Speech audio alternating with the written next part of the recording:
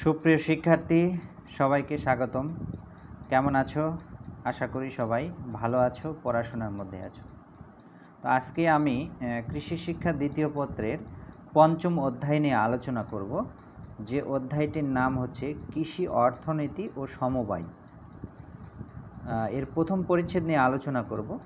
পরিচ্ছেদটির নাম হচ্ছে কৃষি অর্থনীতি। সুতরাং আমার লেকচার হবে 1।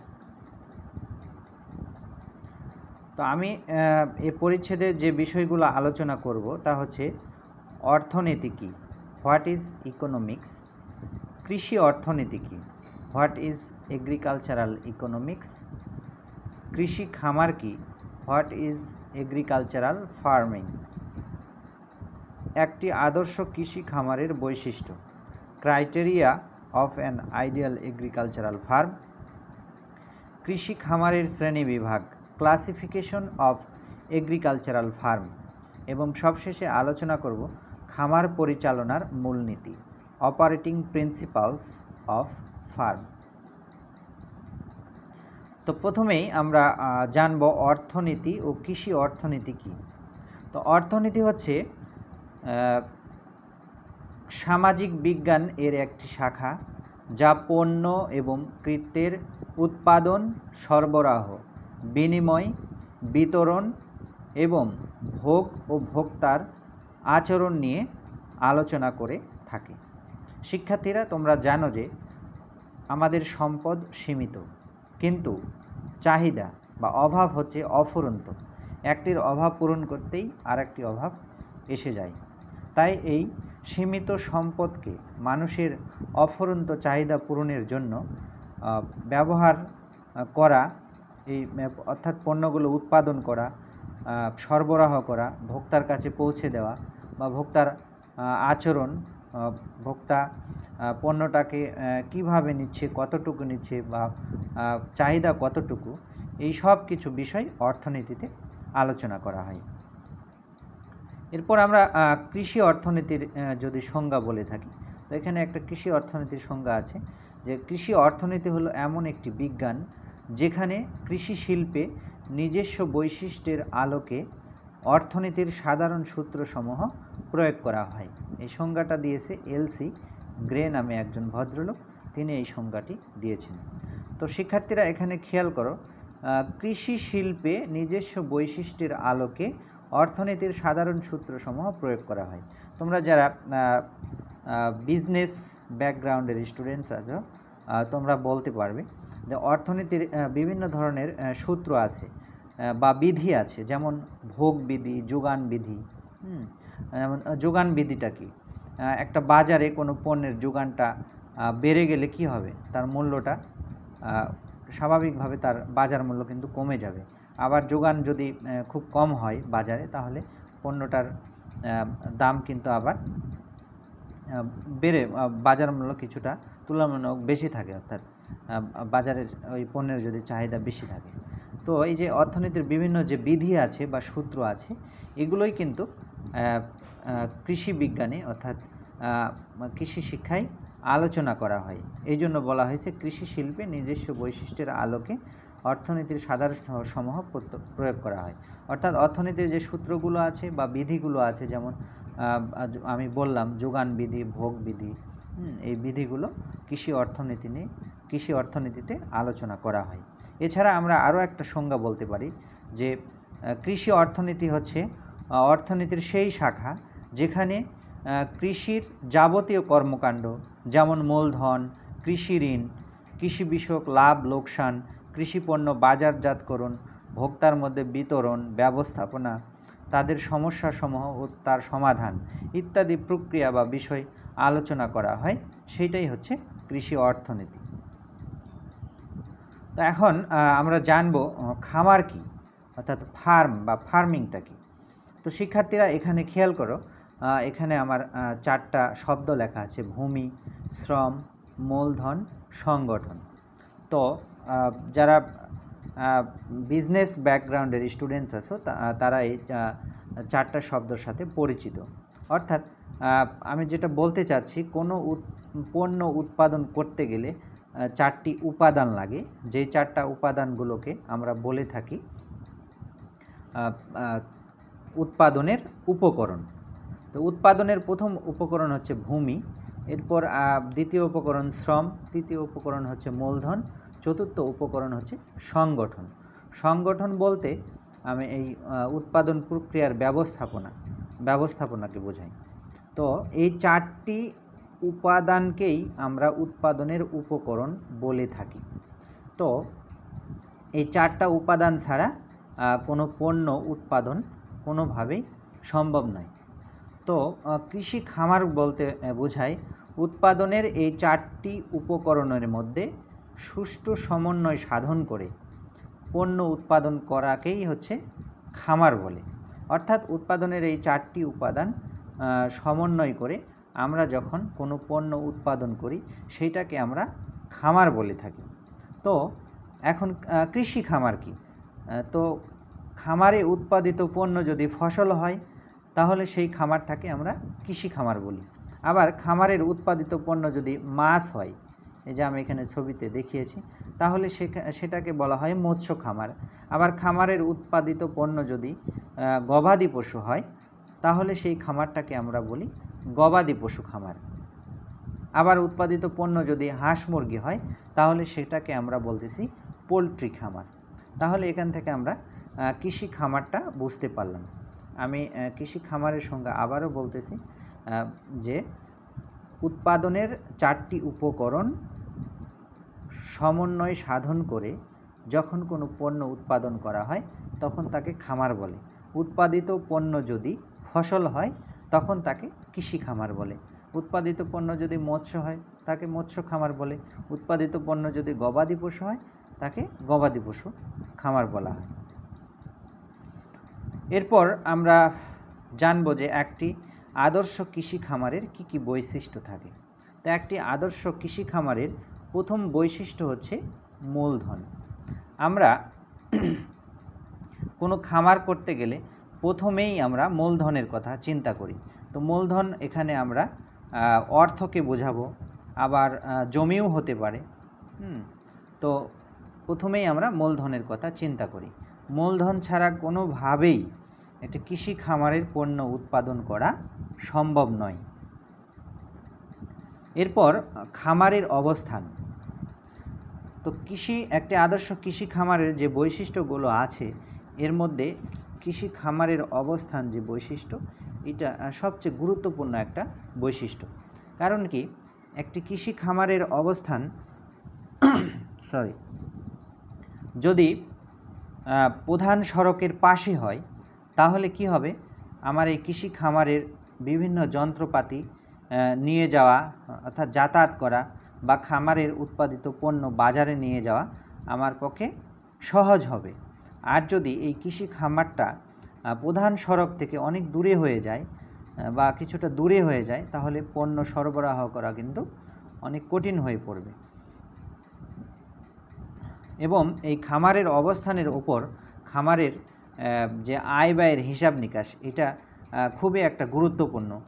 বা এই খামারের অবস্থানের কারণে এই খামারের ব্যয়টা বেড়ে যেতে পারে।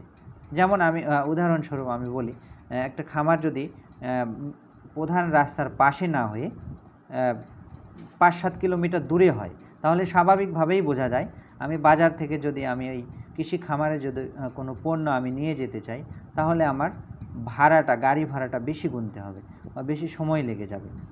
আবার যদি প্রধান রাস্তার পাশে হয় তাহলে সহজে এই পণ্যটা সরবরাহ করা যাবে এবং আমার যে গাড়ি ভাড়াটাও কিন্তু কম লাগবে।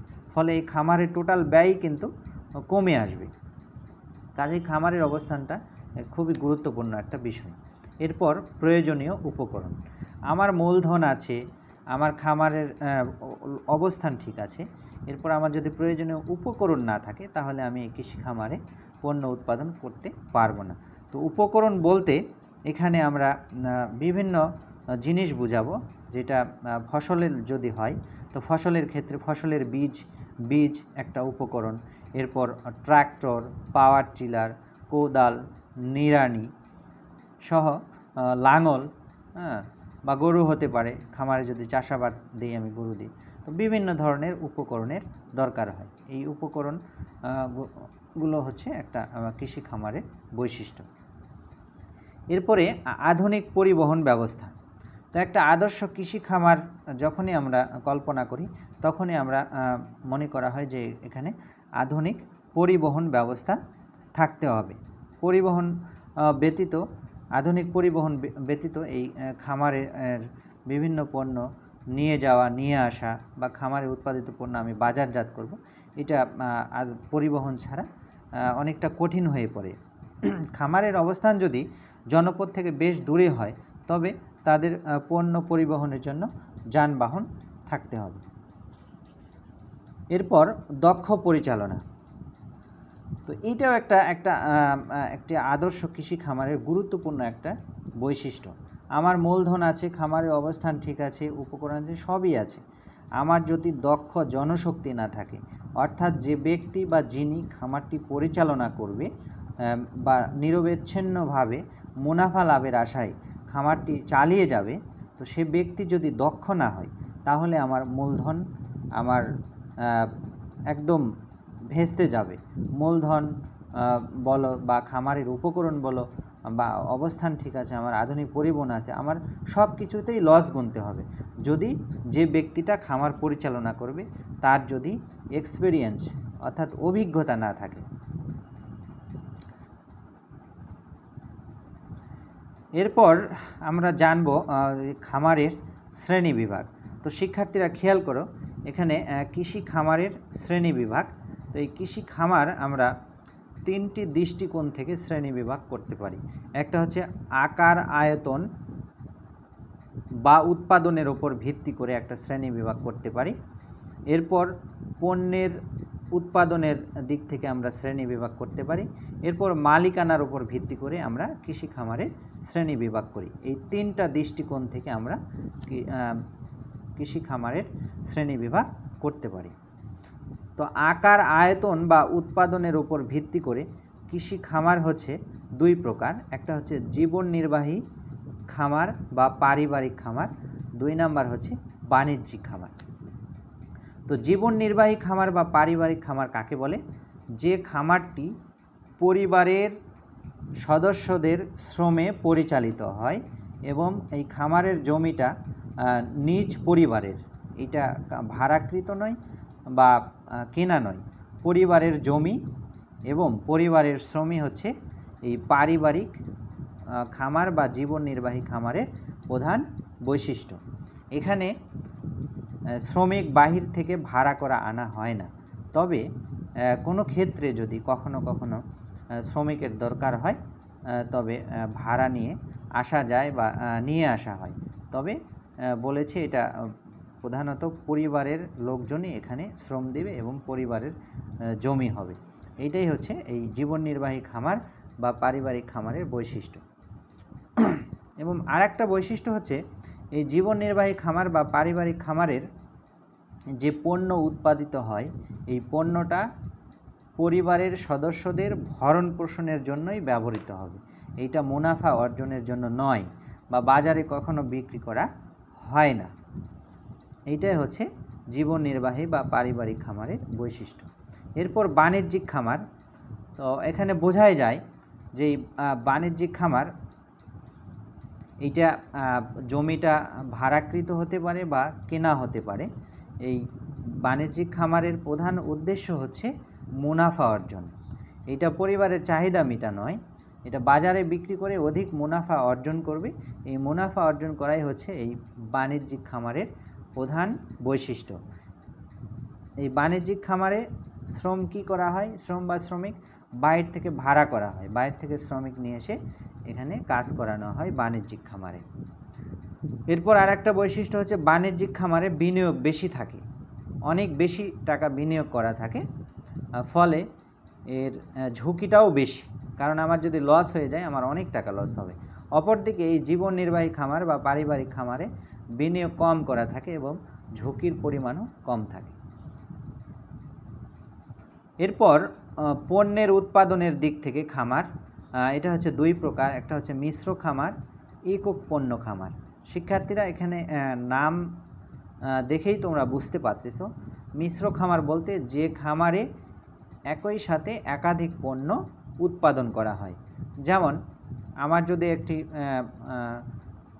পুকুর থাকে, পুকুরে যদি আমি মাছ চাষ করি, এই মাছ চাষের সাথে আমি যখন মুরগি পালন করব বা হাঁস পালন করব, পুকুরের পাড়ে বা পুকুরের ধারে একই সাথে যখন মাছ এবং হাঁসের মিশ্র চাষ করব, সেইটাকে আমরা মিশ্র খামার বলতে পারি।